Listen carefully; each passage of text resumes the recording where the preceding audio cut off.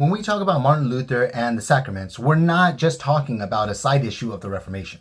For Luther, the sacraments were central to how God works in the world. Does the contemporary church have continuity with the historic Reformed church Luther was a part of? Let's find out. Hey, I'm Kobe. I am a PhD student in church history and historical theology, and this semester I'm taking a seminar specific to the theology of Martin Luther. So what I hope to accomplish here is just to share with you some of the more interesting things we learn about in lecture.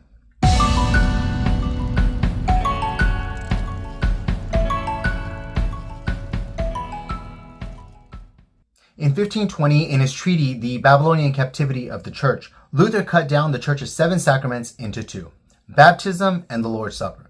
He argued that a true sacrament must have 3 things: a visible sign, a divine promise, and Christ's institution. Baptism and the supper fit that definition. What did Luther mean by sacrament? Well, he didn't mean just a ritual, nor did he mean something magical controlled by the priest. He described it as a visible sign of an invisible grace. In baptism, water joined to God's word actually delivers forgiveness, life, and salvation. In the supper, the bread and wine really give Christ's body and blood. Luther rejected both medieval transubstantiations and the radical claim that the meal was only symbolic. He held instead to the real presence, Christ in, with, and under the elements. The key is that the sacraments were God's action. Baptism isn't a work we perform. It's God acting on us, even on an infant. The supper isn't our memorial. It's Christ giving himself to us again and again. Now compare that with much of modern Protestantism. Over time, especially in evangelical traditions, the sacraments were reframed as ordinances, symbols of obedience rather than means of grace. Baptism became a testimony of our faith rather than God's promise, and the Lord's Supper became a memorial service rather than the real presence of Christ.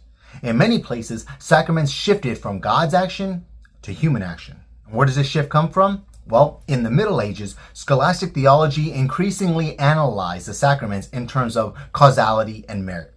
After Luther, Enlightenment thinkers elevated reason and individual autonomy, making religion more a matter of inner conviction than external rite. And later, liberal theology emphasized human consciousness and moral experience as the essence of our faith.